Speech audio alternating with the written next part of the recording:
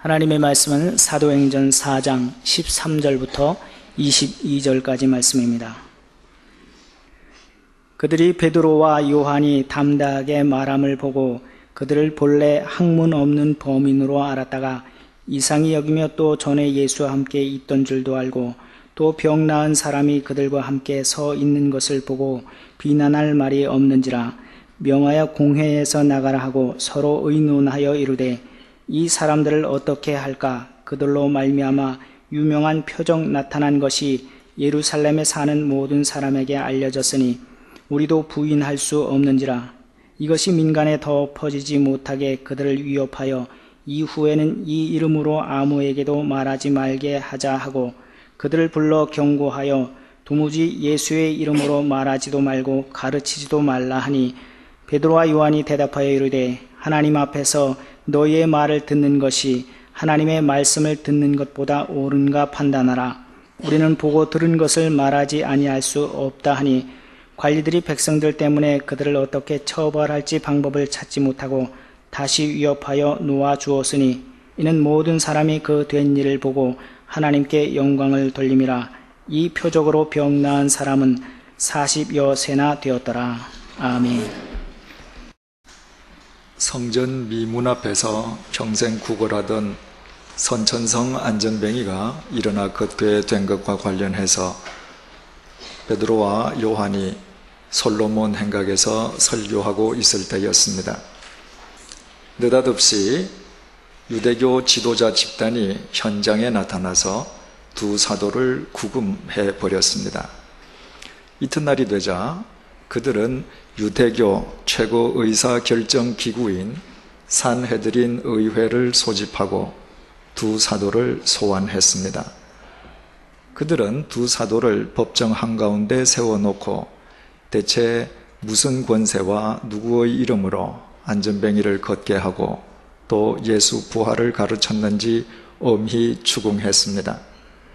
성령 충만한 두 사도는 조금도 굴함이 없이 너희가 십자가에 못 박아 죽여서나 하나님께서 다시 살리신 예수 그리스도에 의해 그 모든 일이 일어났고 하나님께서는 예수 그리스도 이외의 구원자를 이 땅에 허락하신 일이 없음을 천명하면서 시편 118편 22절 말씀을 인용했습니다.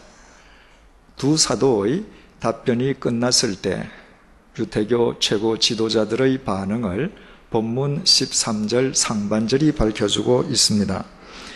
그들이 베드로와 요한이 담대하게 말함을 보고 그들을 본래 학문 없는 범인으로 알았다가 이상히 여기며 유대교 최고 지도자들은 이스라엘 변방, 빈민 갈릴리 출신의 어부들을 하나님의 말씀에 무지한 무식군으로 속단하고 있었습니다. 그런데도 그 두 사도가 유대교 최고 지도자들인 자신들의 잘못을 거리낌 없이 지적하는 담대함을 지니고 있고 또 뿐만 아니라 자신들의 모든 문제의 근본을 정확하게 파악하고 그 문제를 논리적으로 피력할 뿐만 아니라 하나님의 말씀까지 정확하게 인용하는 영적 통찰력을 지니고 있음으로 인해 그들은 모두 깜짝 놀라고 경탄하지 않을 수 없게 되었습니다. 이에 대해서는 우리가 지난 시간에 깊이 생각해 보았습니다. 오늘 이 시간 함께 유의하고자 하는 것은 본문 13절 하반절에서 14절까지의 내용입니다. 또 전에 예수와 함께 있던 줄도 알고 또 병 나은 사람이 그들과 함께 서 있는 것을 보고 비난할 말이 없는지라. 유대교 최고 지도자들은 그들이 신성모독죄로 십자가에 못 박아 죽여버린 예수가 다시 살아났다고 떠드는 두 사도를 엄히 다스려서 다시는 예수 부활 운운할 엄두도 내지 못하도록 하기 위해서 산헤드린 법정을 열었습니다. 그런데 두 사도의 진술이 끝났을 때 그들은 더 이상 두 사도를 비난할 말과 트집 잡을 거리를 지니고 있지 않게 되었습니다. 본문은 그 첫 번째 이유를 유대교 최고 지도자들이 두 사도가 전에 예수와 함께 있던 줄 알았기 때문이라고 밝혀주고 있습니다. 이것은 유대교 최고 지도자들이 두 사도가 단순히 예전에 예수님과 함께 있었다는 사실 자체만을 안다는 의미가 아닙니다. 갈릴리 출신의 무식꾼이었음에도 불구하고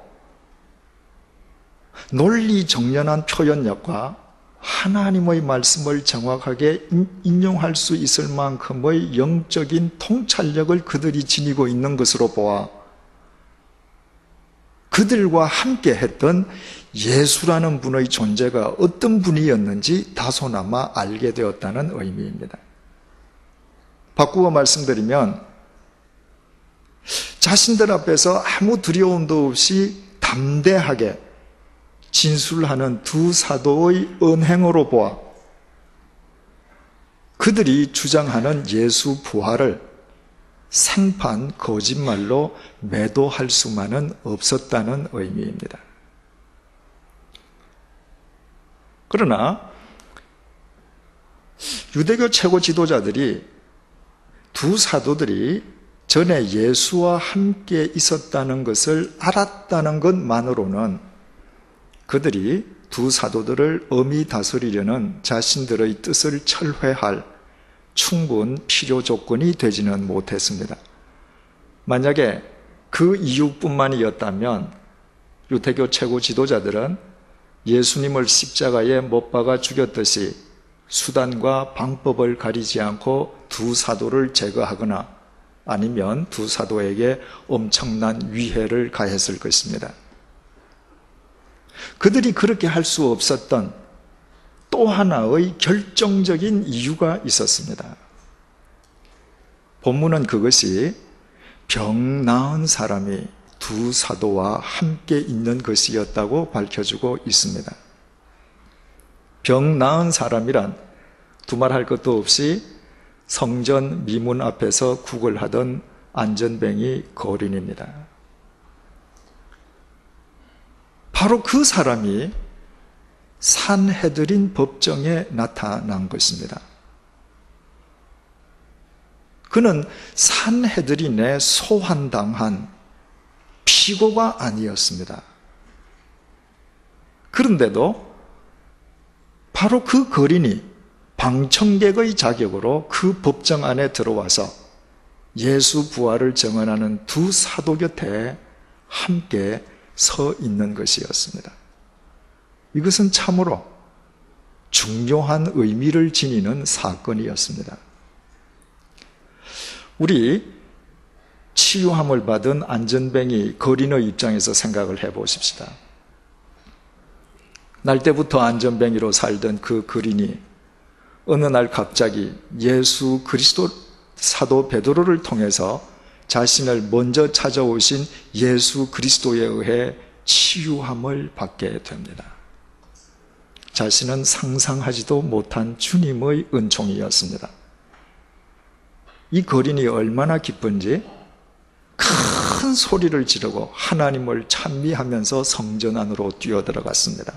그 소리가 얼마나 컸던지 예루살렘 성전 안에서 기도하던 모든 유대인들의 시선이 그 거린에게 집중되었습니다. 거린은 자기 곁에 있는 두 사도를 가만히 끌어안았습니다. 바로 이 두 사람들로 인해서 내가 나음을 입었다는 표시였습니다. 그와 동시에 누가 먼저랄 것도 없이 성전 안에 있던 유대인들과 두 사도는 성전 마당에 있는 솔로몬 행각으로 몰려갔습니다. 성전 안에 있던 유대인들은 거린이 끌어안은 두 사도로부터 자초지종 설명을 듣기 위함이었고, 사도 베드로는 그 기회를 이용해서 예수 그리스도의 복음을 전하기 위함이었습니다. 솔로몬 행각에 올라선 베드로는 유대인들이 못 박아 죽인 예수 그리스도를 하나님께서 다시 살리셨고, 부활하신 예수 그리스도께서 선천성 안전뱅이였던 그 거린을 치유해 주셨고, 누구든지 부활하신 예수 그리스도에게 돌이키기만 하면 예수 그리스도 안에서 죄 사함을 얻고 새 생명 얻을 수 있음을 증언했습니다. 그때 느닷없이 유대교 최고 지도자들이 나타나서 두 사도를 구금해 버렸습니다. 그들에게는 아무런 죄가 없었습니다. 굳이 있다면 예수 부활을 증언한 것밖에 없었습니다. 그런데도 유대교 지도자 집단은 사도행전 4장 2절의 지적처럼 그들이 제거한 예수가 다시 살아났다고 두 사도가 전하는 것을 싫어해서 구금시켜 버렸습니다. 두 사도가 예수 부활을 전했다는 이유만으로 구금을 당한다면, 두 사도가 부활하신 예수 그리스도께서 치유해 주셨다고 증언한 거린 자신도 무사할 수는 없지 않습니까? 두 사도가 예수 부활을 전했다는 이유만으로 위해를 당한다면, 그 해야말로 부활하신 예수의 최대 수혜자인 자기 자신에게 미칠 것도 뻔하지 않습니까? 그렇다면 바보가 아닌 다음에야 이 거린은 두 사도를 구금한 유대교 최고 지도자들 앞에서 을신도 하지 말아야 합니다. 안전뱅이였던 거지의 옛 삶을 청산하고 이제는 걷게 된 이상 어떻게 살아갈까 자기 살 길만 궁리하면 됩니다. 그럼에도 그 거린이 산헤드린 법정에 나타난 것입니다. 아무도 몰래 숨어 들어가서 맨 뒷좌석에 숨을 죽이고 앉아서 어떻게 돌아가는지를 구경한 것이 아닙니다. 자기 발로 맨 앞자리로 나아가서 예수 부활을 증언하는 두 사도 곁에 부활하신 예수 그리스도에 의해 치유받은 증인으로 함께 서 있습니다. 누구의 권유나 강압에 의해서가 아니라 전적으로 자발적인 행위였습니다. 그것은 만약 두 사도가 예수 부활을 증언한다는 이유만으로 유죄 판결을 받고 위해를 당한다면 부활하신 예수의 은총을 입은 자신도 그 위해를 함께 당하겠다는 의지의 표출이었습니다. 바꾸어 말씀드리면 두 사도와 거린이 과거에만 예수와 함께 한 것이 아니라 지금 현재 이 순간에도 그들은 예수와 함께 있고 예수가 또한 그들과 함께 있다는 증거였습니다. 그렇지 않고서야 나음을 입은 그 거린이 그 무시무시한 법정 속으로 자기 발로 걸어 들어갈 까닭이 없습니다. 그 증거 앞에서 나는 새도 떨어뜨릴 정도로 막강한 권력을 지니고 있던 유대교 최고 지도자들마저도 두 사도가 단지 예수 부활을 증언했다는 이유만으로 유죄 판결을 내릴 수는 없었던 것입니다. 정치, 종교, 사법 기능을 전담하면서 유대인들 사이에서 최고 법원으로 불리던 산헤드린 의회는 총 71명의 의원으로 구성되어 있었습니다. 그 71명은 명실공히 유대교 내 이스라엘 백성 가운데에 최고 지도자들이었습니다. 그 71명에 비한다면 71명 가운데에 서 있는 두 사도와 한 명의 거린 그 세 사람은 수적으로 보나 사회적 지위로 보나 혹은 경력, 학력 측면에서 보나 보잘것없는 인간에 지나지 않았습니다. 그러나 부활하신 예수 그리스도의 생명은 그 볼품없는 세 사람 안에만 있었습니다.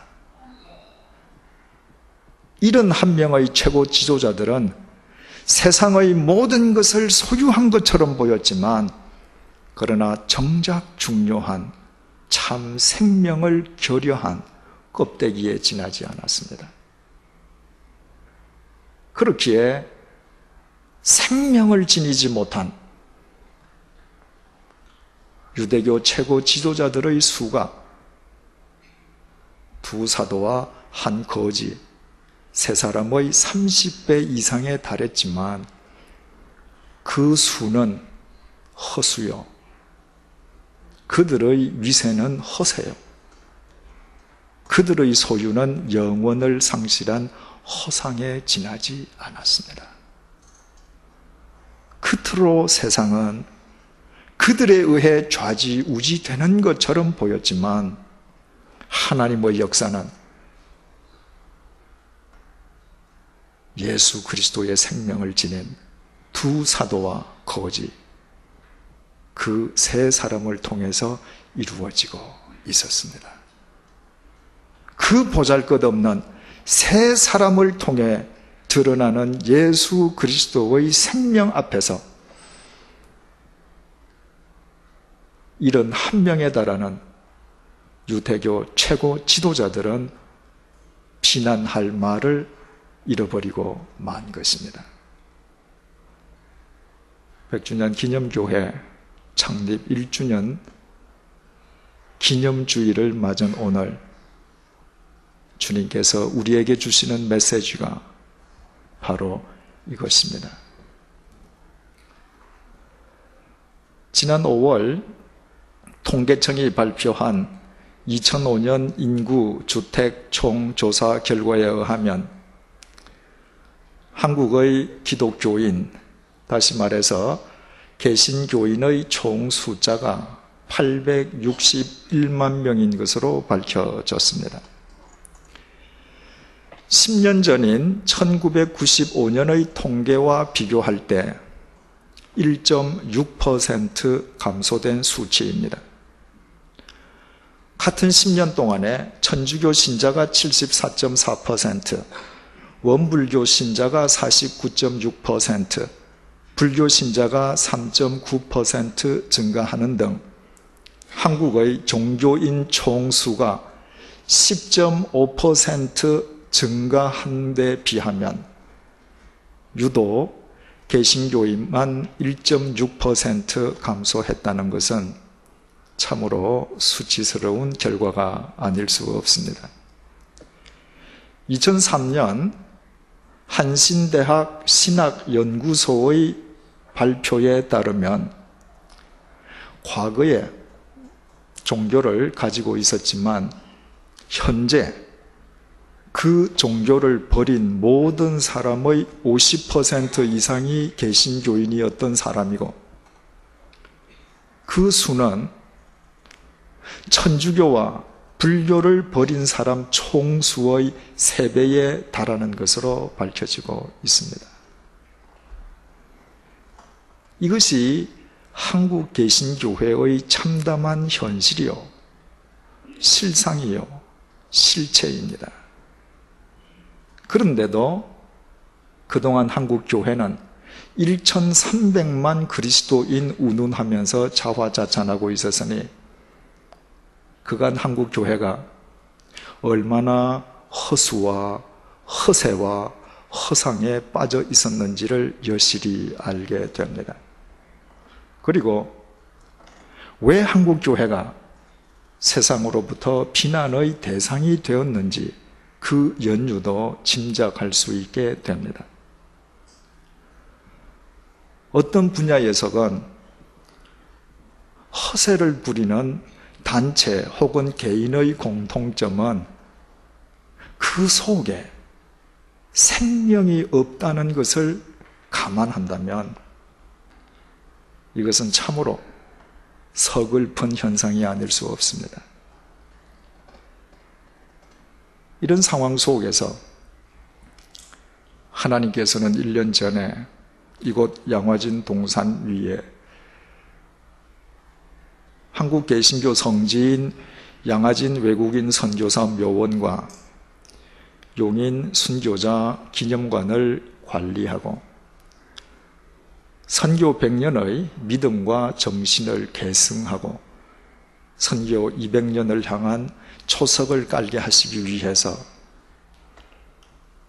100주년 기념교회를 세우셨습니다.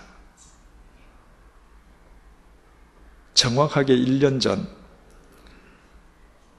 당시의 제 심정을 밝힌다면 끝도 없는 사막 한가운데에 홀로 떨어진 것과 같은 느낌이었습니다. 양화진의 법적 소유자인 100주년 기념사업협의회로부터 이 양화진을 관리할 정권을 위임받았음에도 불구하고 100주년 기념교회를 위한 단 한 평의 공간이나 사무실도 양화진 4,000평 내에는 없었습니다. 오히려 양화진의 법적 관리자인 100주년 기념교회의 출현을 달가워하지 않는 많은 도전들로 가득 찬 이 양화진은 허수와 허세, 허상에 빠진 한국 개신교회의 축소판과도 같았습니다. 이 양화진과는 아무 관련도 없으면서도 자기 자신의 이름을 내세우기 위한 국내인과 외국인 그리고 단체가 세운 기념비가 그 누구의 제재도 없이 아무 곳에나 세워졌습니다. 자기 단체의 이름을 홍보하는 외부 기관의 플랜카드가 시도 때도 없이 묘역에 걸려졌습니다.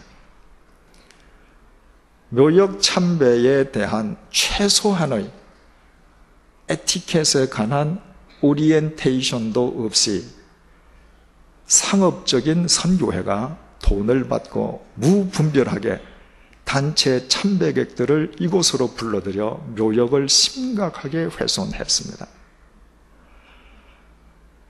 단체 관광객들을 데리고 온 선교회의 가이드가 묘지와 묘석 위에 서서 안내를 하는 판이니 그 단체 참배객들이 묘역을 마구 짓밟고 심지어는 어린 아이를 데려온 아녀자가 자기 아이를 무덤 곁에서 방뇨를 시키는 것을 어떻게 제지할 수 있겠습니까? 심지어는 그동안 무주공산으로 되어 있던 이곳을 통해 유무형으로 이득을 취하던 집단이나 개인으로부터 심한 모독과 밤에 잠을 이룰 수 없고 소화에 장애가 생길 정도의 모함도 받았습니다. 그러나 하나님께서는 원근 각처에서 신실한 종들을 불러주시고 그분들과의 협력 속에서 이곳 양화진을 성지로 지키기 위한 정화 작업을 하게 해 주셨습니다. 요한복음 2장 13절에서 14절은 공생애를 시작하신 예수님의 초기 행적을 이렇게 밝혀주고 있습니다. 유대인의 유월절이 가까운지라 예수께서 예루살렘으로 올라가셨더니 성전 안에서 소와 양과 비둘기 파는 사람들과 돈 바꾸는 사람들이 앉아 있는 것을 보시고 노끈으로 채찍을 만드사 양이나 소를 다 성전에서 내쫓으시고 돈 바꾸는 사람들의 돈을 쏟으시며 상을 엎으시고 비둘기 파는 사람들에게 이르시되 이것을 여기서 가져가라. 내 아버지의 집으로 장사하는 집을 만들지 말라 하시니라. 요한 사도에 의하면 공생애를 시작하신 예수님께서 가장 먼저 행하신 일 중의 하나가 예루살렘 성전을 정화하신 것이었습니다. 거룩해야 할 하나님 아버지의 집을 개인의 이득이나 허세의 도구로 전락시키는 사람들을 예루살렘 성전에서 쫓아내신 것입니다. 그 정화 작업이 선행되지 않고서는 하나님의 성전이 성전으로 보존될 수 없기 때문이었습니다. 우리 교회 역시 지난 1년 동안 이곳 양화진을 성지로 지키기 위해서 반드시 필수적인 정화 작업이 가능할 수 있도록 수많은 교우님들이 수고와 헌신의 땀을 흘렸습니다. 그 결과 이제 자기 개인적인 이득이나 자신의 허세를 위해서 양화진을 훼손하거나 이용하려는 개인이나 단체로부터 적어도 이곳 양화진을 지킬 수 있게는 되었습니다. 이를테면 양화진을 성지로 지킬 수 있는 정지 작업이 겨우 끝난 셈입니다.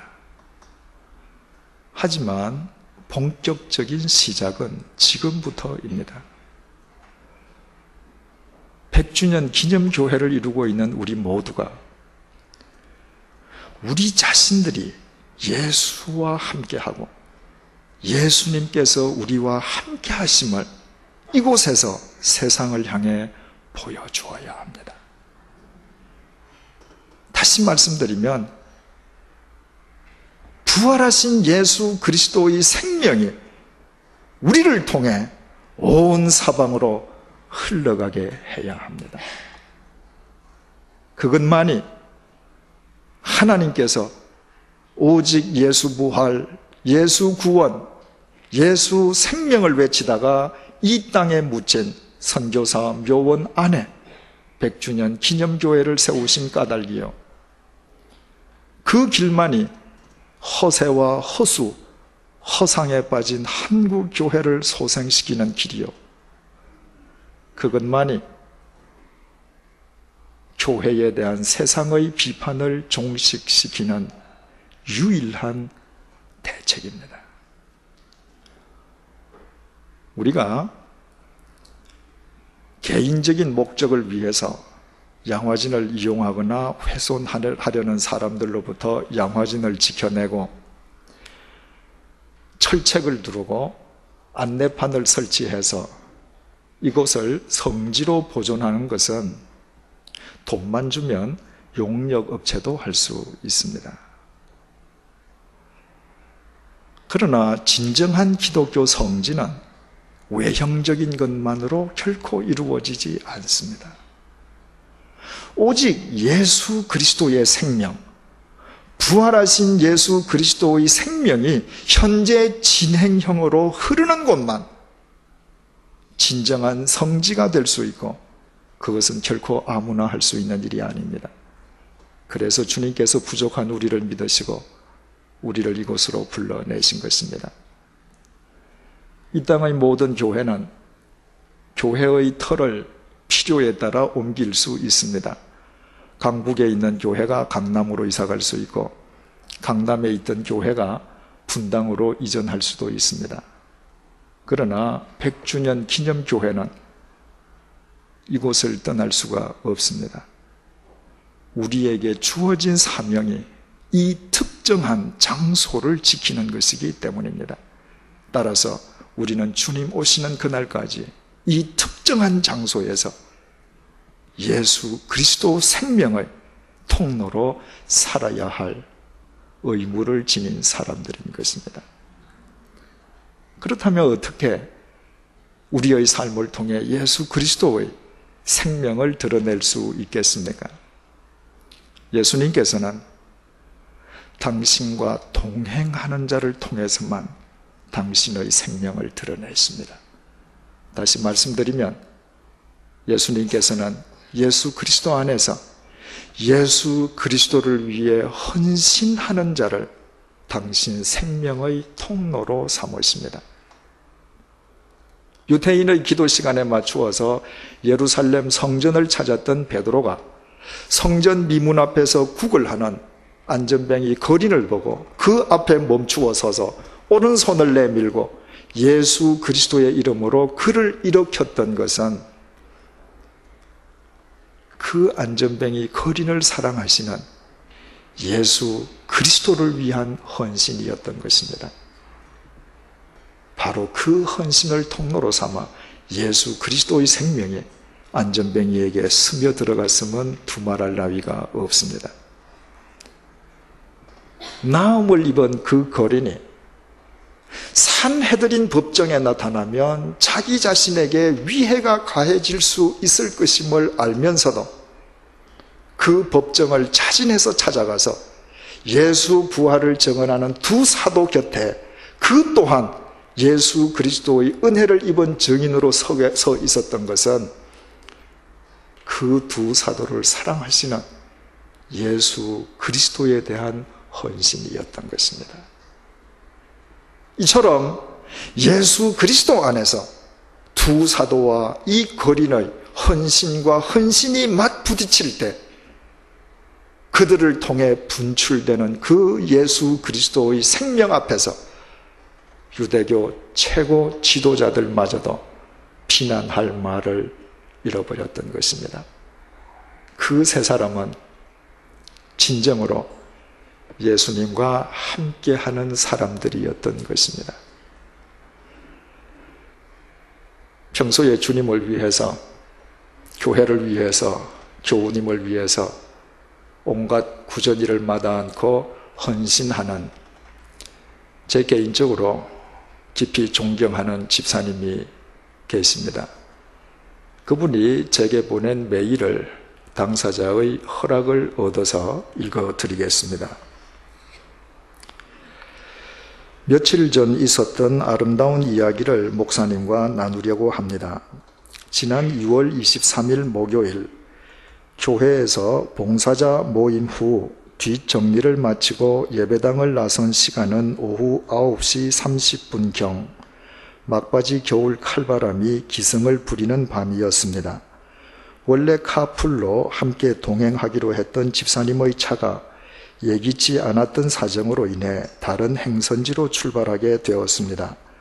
어쩔 수 없이 대중교통을 이용하기 위해 교회 주차장을 막 나서려 할 때였습니다. 평소 열심을 다해 봉사하시는 집사님이 막 당신의 차에 오르시는 모습이 보였습니다. 저는 집사님께 집사님의 댁이 어딘지 혹 행선지의 방향이 같으면 중간에 어디서든 내려주실 수 있는지를 여쭈었습니다. 그분은 당신의 조남을 밝히는 것을 원치 않을 것이기에 목사님께 그분의 실명을 말씀드리지 않겠습니다. 제 말에 그 집사님께서는 저의 목적지가 어딘지를 물으셨습니다. 저는 역삼역 근처지만 그 중간 어디라도 상관없다고 말씀드렸습니다. 집사님께서는 흔쾌히 타라고 말씀하셨습니다. 게다가 제 집 근처에 사시는 다른 집사님께도 전화를 걸어 동성하도록 배려까지 하셨지만 그 다른 분은 이미 다른 차에 동성하신 뒤라 저만 집사님의 차를 타고 양화지를 출발하였습니다. 교회에서는 자주 배웠지만 개인적인 만남이 아니라 늘 바쁜 시간 중의 만남인지라 한 번도 그렇듯 소담스러운 시간을 가질 수 없었기에 집사님과 단 둘이서 오붓하게 교회의 이런저런 이야기로 즐거운 시간을 나누는 사이 어느새 자동차는 강북 강변도로와 반표대교를 지나 강남 성모병원 앞을 지나고 있었습니다. 저는 제가 어디서 내려야 할지를 알아야 하였기에 집사님의 댁이 어딘지 여쭈어 보았습니다. 집사님께서 예, 조금만 더 가면 됩니다 하시기에 우리는 하던 이야기를 계속하였습니다. 잠시 후 자동차가 서초동 교보타워 사거리에 이르렀을 때 저는 제가 어디서 내리면 될지를 집사님께 다시 여쭈었습니다. 집사님께서 걱정 마세요. 제가 댁까지 모셔다 드리겠습니다 하시기에 저는 그렇게 하시면 너무 큰 폐를 끼치게 되므로 집사님께 편한 곳에서 내려주실 것을 당부드렸습니다. 그러는 사이에 자동차는 역삼역 근처에 당도했고 집사님께서는 저의 정확한 목적지를 물으셨습니다. 저는 제 목적지를 말씀드리면서 집사님 댁은 어딘지를 여쭤보았습니다. 집사님께서는 여기서 멀다고 말씀하시기에 제가 그럼 분당 근처인가 보지요 하고 반문했습니다. 그랬더니 집사님께서 빙그레 웃으시더니 놀랍게도 양화진에서 5분 거리에 사신다는 것이었습니다. 저는 너무나도 놀라고 또 죄송한 마음에 본의 아니게 큰 폐를 끼쳐 죄송하다고 말씀드렸습니다. 집사님께서는 도리어 항상 열심히 사시는 집사님께 하나님께서 주시는 깜짝 선물로 생각하세요 하시면서 저를 위로해 주셨습니다. 그리고 이렇게 오손도손 즐겁게 대화할 수 있는 시간을 가질 수 있어서 당신이 더 기쁘다고 말씀하시면서 이따금 멀리 돌고 돌아서 집으로 간다고 농담도 하셨습니다. 그날 밤 저는 지난 세월 동안 제가 어떻게 살아왔는지를 되돌아보았습니다. 그리고 항상 이기적인 마음으로 나 자신만을 우선하며 살아왔음을 깊이 반성하였습니다. 가슴이 뭉클할 정도로 아름답고도 감동적인 이야기입니다. 저는 양화진 5분 거리에 사시면서도 역삼동까지 이 집사님을 모셔다 드린 그 교우님이 누구신지 알지 못합니다. 그러나 그분은 100주년 기념 교회의 교인이 어떤 자세로 살아야 할지, 주님께서 친히 이곳으로 부르시고 100주년 기념 교회를 이루게 하신 우리에게 요구하시는 삶이 어떤 삶인지 깨닫게 해줍니다. 그것은 주님과 함께 동행하는 삶, 예수 그리스도를 위해 헌신하는 삶입니다. 양화진 근처에 사시는 분이 역삼동에 사시는 분을 기꺼이 모시다 드릴 수 있었던 것은 역삼동에서 이곳까지 와서 주님을 위해 헌신하는 그 집사님을 사랑하시는 주님에 대한 헌신이었습니다. 그래서 그 두 분의 이야기가 우리로 하여금 예수 그리스도의 생명 속에 젖어들게 합니다. 사랑하는 교우 여러분, 우리 모두 이 양화진 동산에서 예수와 함께 동행하는 삶을 사십시다. 예수 그리스도 안에서 예수 그리스도를 위해 서로 헌신하십시다. 그때 우리로 인해 이 양화진은 진정한 성지가 될 것이요, 우리를 불러내셔서 100주년 기념 교회 되게 하신 주님의 귀하신 뜻이 우리의 삶을 통해 아름답게 결실될 것입니다. 기도하시겠습니다. 지난 1년을 되돌아보건대 모든 것이 주님의 은총이었습니다. 우리에게 선교 100년의 믿음과 정신을 계승하는 막중한 사명을 주셨으니 우리의 부족함을 아시는 주님께서 앞으로도 주님의 은총으로 채워주실 것을 믿고 감사드립니다. 성령님의 인도하심 속에서 우리 모두 주님과 동행하게 하옵소서. 우리를 구원하신 주님을 위해 우리 모두 서로 헌신하게 도와주옵소서. 주님을 위해 헌신하는 우리의 삶을 통해 주님의 생명이 온 사방으로 스며나게 하옵소서. 우리로 인해 이곳 양화진이 진정한 성지가 되게 하옵시고 100주년 기념교회로 인해 이 땅의 교회가 소생되게 하옵시며 교회를 향한 세상의 비난이 종식되게 하여 주옵소서. 우리를 친히 불러주시고 100주년 기념교회를 이루게 하신 주님의 뜻이 우리의 삶 속에서 온전히 이루어지게 역사하여 주옵소서. 지난 1년 동안 주님의 몸된 교회를 위하여 수고하고 헌신한 모든 주님의 종들에게 주님의 위로와 격려가 충만케 하여 주옵소서. 예수님의 이름으로 기도드립니다. 아멘.